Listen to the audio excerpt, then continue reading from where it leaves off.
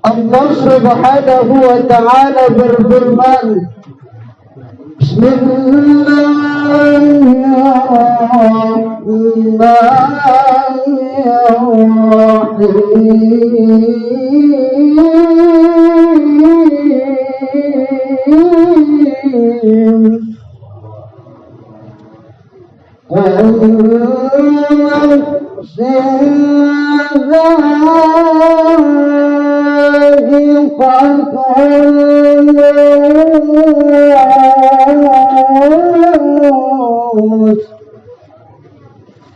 kata Allah, setiap yang bernyawa pasti akan merasakan mati. Pak RT ada Pak RT? Ada. Pak RW? Pak RW Bapak-bapak, ibu-ibu, semua yang bernyawa sudah dijelaskan oleh Allah Subhanahu wa ta'ala pasti akan mati. Ibu kita Nini Sulastri ini telah mendahului kita. Maka ini adalah suatu nasihat bagi kita bahwa kita juga semua akan mati dan akan menyusul Ibu Nini Sulastri ini. Ini sebagai pelajaran bagi kita, ini sebagai nasihat bagi kita. Kita harus sadar, ya. Sudah siapkah kita menghadapi yang namanya kematian tersebut? Sudah siapkah kita menghadapi malaikat maut? Sudah siapkah kita menghadapi azab yang akan ditimpakan kepada kita kalau kita di dunia ini termasuk orang-orang yang durhaka? Betul tak, Pak? Betul tak, Bu? Maka sekarang ini tahun 1444 Hijriah. Sekarang ini masuk sudah tahun baru Islam, ya. Kita kadang umat Islam tidak mengenal tahun baru kita. Tahun apakah ini, tahun berapakah ini, kita tidak kenal. Padahal itulah yang terpenting. Sekarang ini tahun baru Islam, yakni bulan Muharram 1444 Hijriah. Berarti umur kita menurut hitungan kita bertambah, dan menurut hitungan Allah Subhanahu wa ta'ala berarti umur kita berkurang. Makanya kalau yang tua-tua itu harus sadar, ya. Jangan sudah tua merasa cak muda terus. Betul lah, Pak? Betul lah, Bu? Lah tua sudah umur lah sudah 65, umur 70 masih gaya-gaya anak-anak muda, masih galak nyanyi organ tunggal. Ada dari sini, ada tak? Banyak sini, ada tak?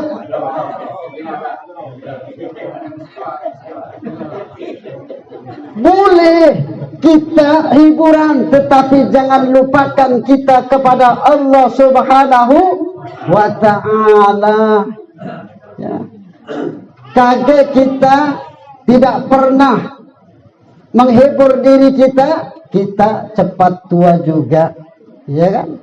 Yang muda cepat tua, ini juga perlu kita menyadari. Tapi yang terpenting kita haruslah selalu mengingat Allah Subhanahu wa ta'ala. Makanya beliau ini Kiai Haji As'ad Balki dari Banten. Beliau adalah wakil talqin dari Suryalaya. Beliau adalah ahli thariqah. Maka apabila ada yang mau talqin, yakni kepada beliau untuk di Palembang ini, untuk di Sumatera Selatan ini, ya, itu untuk thariqah qadiriyah naqsabandiyah, ya. Jadi kita harus mutalqin, yakni mengucapkan kalimat la ilaha illallah, yakni ada salat, ada guru yang kita ikuti. Ya, ini kalau untuk di Palembang, beliau ini yakni wakil talqin dari Suryalaya, yakni Kiai Haji As'ad Talqin. Agar kita hidup bahagia di dunia, baik itu bapak-bapak, baik itu ibu-ibu, apalagi ibunda Nini Sulastri ini, beliau telah mendahului kita, berharap kepada anak-anak beliau. Beliau ini ada anak juga, ada tak? Ada. Nah, maka anak-anak ini mempunyai kewajiban kepada orang tua. Jangan merasa orang tua sudah meninggal dunia kemudian tidak ada kewajiban. Kita sebagai anak, walaupun orang tua sudah meninggal dunia, baik ayah maupun ibu, masih tetap kita harus berbakti kepada kedua orang tua kita. Bagaimana caranya? Rasulullah sallallahu alaihi wasallam menjelaskan dalam kitab Irsyadul Ibad ila Sabilir Rasyad, yakni ketika itu ada seseorang dari Bani Salimah menemui Nabi dan beliau berkata, wahai Rasulullah. Hadis ini riwayat Imam Abu Daud dan Imam Ibnu Majah, ya.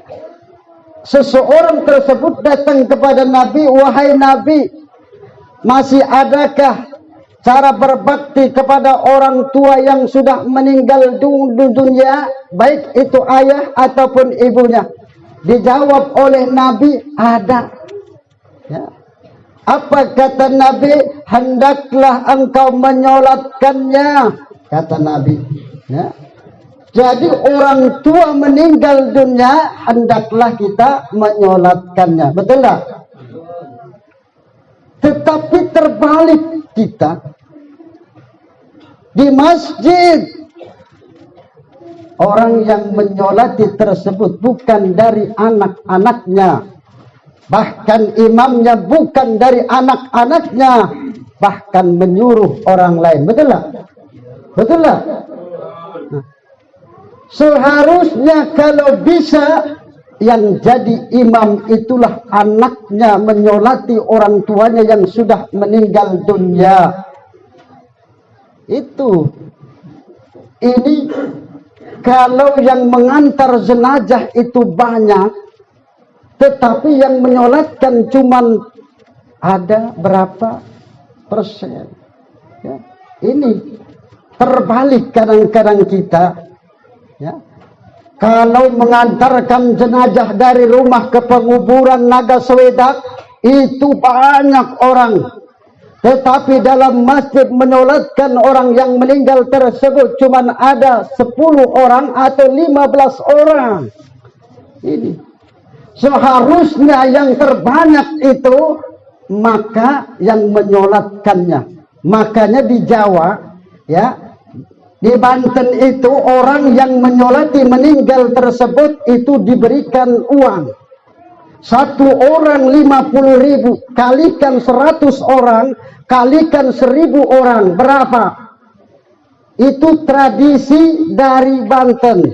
Ya, orang yang menyolati tersebut dalam setiap orang, baik kecil maupun besar, mereka diberikan uang, diberikan amplop. Ya. Agar apa? Agar banyak yang menyolati orang-orang yang meninggal tersebut. Ya. Kalau di sana, jadi orang yang meninggal itu pasti bangkrut. Kenapa? Keluar uang, punya tanah, jual tanah, punya mobil, jual mobil. Karena untuk itu, ya. Tetapi alhamdulillah di Palembang ini tidak seperti itu, ya. Jadi kalau di sana ada orang yang meninggal, mereka punya uang, orang-orang kaya, maka harus mempersiapkan uang ratusan juta untuk 7 hari tersebut, ya, atau untuk 3 hari tersebut. Ini keuntungan kita tinggal di sini, ya, tidak seperti di sana. Jadi kalau ada orang yang meninggal, siap-siap uang ratusan juta, ya. Setiap hari harus menyembelih kambing, setiap hari harus menyembelih kerbau. Itu bagi orang-orang yang punya duit. Ya. Kalau yang buntu, sama baik. Kalau yang buntu yang kata duit. Ya, itu. Tetapi yang terpenting adalah anak-anak dari orang yang meninggal tersebut. Solatkan orang tua kita apabila meninggal, doakan. Makanya kata Nabi, bacakan istighfar. Yang kedua, mohonkan ampun untuk orang tua kita. Kalau memang kita ingin dikatakan menjadi anak yang berbakti kepada kedua orang tua kita, makanya bersyukur bapak ibu yang masih ada orang tuanya. Nah, itulah keramat kita di dunia, Pak. Keramat kita, Bu, di dunia. Kenapa? Karena orang tua itu apabila ridho dengan anaknya, maka kita memandang wajah ayah kita, memandang ibu kita dengan rahmat, dengan kasih sayang, memandang ibu kita, itu pahalanya seperti orang haji yang makbul, yang mabrur, diterima di sisi Allah Subhanahu wa taala. Itu. Makanya ada seseorang hendak berjihad, berperang di jalan Allah Subhanahu wa taala, maka dihadang oleh Nabi, dia melapor kepada Nabi, dihadang oleh Nabi, dicegat, ditanya, apakah orang tuamu masih ada, ibumu masih ada? Ada.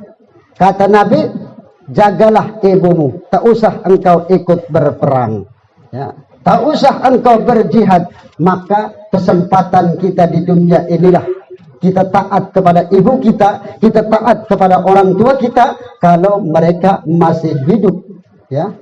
Kesempatan ya, cari keriduan mereka, karena ridho Allah tergantung dari ridho ibumu, murka Allah juga tergantung dari murka ibumu. Ini Rasulullah sallallahu alaihi wasallam bersabda, ayyul a'mal ahabbu ila Allah taala fil Islam. Ada seseorang bertanya, ya Rasulullah, amal apakah yang paling dicintai oleh Allah? Dijawab oleh Rasul, as-salatu liwaqtiha, salat tepat waktunya. Yang kedua, birrul walidain, yakni berbakti kepada kedua orang tua. Kemudian yang ketiga, al-jihadu fi sabilillah, jihad di jalan Allah Subhanahu wa taala. Ini. Jadi sungguh luar biasa karomah kalau anak tersebut berbakti turut.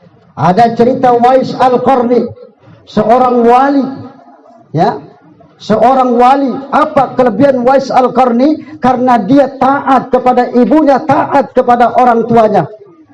Ada cerita dalam kalangan Bani Israel, yakni cerita seseorang yang mempunyai anak, ya. Jadi dari kalangan Bani Israel ini mempunyai anak, Bu, Pak. Dia mempunyai anak masih bayi, lalu dia mempunyai sapi anak lembu. Lalu selagi dia hidup, dia titipkan lembu tersebut dalam hutan. Katanya, kutitipkan lembu ini untuk ahli warisku. Setelah itu meninggallah orang tersebut, si ayah anak tersebut. Sampai ketika anak itu besar, kemudian berceritalah ibunya tersebut bahwa ayah mewarisi lembu yang berada di hutan. Coba engkau cari, ya, coba bayangkan, mewarisi lembu dilepas dalam hutan. Kalau kita di sini mungkinlah hilang, betul lah. Nah, tetapi mereka adalah orang-orang yang soleh, mereka adalah orang-orang yang yakin dengan Allah Subhanahu wa taala, yakin dengan penjagaan Allah Subhanahu wa taala. Maka dicarilah dalam hutan, lalu dilihatlah lembu tersebut, warnanya kuning kemilau-milauan, ya, dilihat, lalu dipanggillah oleh anak muda tersebut, demi Tuhannya Ibrahim, demi Tuhannya Ismail dan Ishak, dan Tuhannya Yakub, datanglah engkau kemari. Maka berlarilah lembu tersebut menemui anak muda tersebut, lalu dipeganglah leher lembu tersebut, datang sendiri. Ini kelebihannya apa? Kelebihannya karena anak ini taat kepada ibunya, ya. Lalu lanjut cerita, si anak tersebut kembali ke rumahnya membawa lembu tersebut. Tapi tiba-tiba lembu tersebut dapat berbicara. Naiklah engkau di atas punggungku. Kata anak tersebut, tidak, karena ibuku tidak merintahkan aku untuk naik. Aku hanya diperintahkan untuk memegang lehermu. Untung, kata sapi tersebut, engkau tidak naik, aku pun tidak akan bisa, kau pun tidak akan bisa naik, katanya. Ya. Tetapi seandainya engkau mempunyai keinginan memindahkan bukit itu, memindahkan gunung tersebut, pasti akan terlaksana. Nah itu, ini kelebihannya anak yang taat kepada ibunya. Lalu kembalilah sambil membawa lembu tersebut.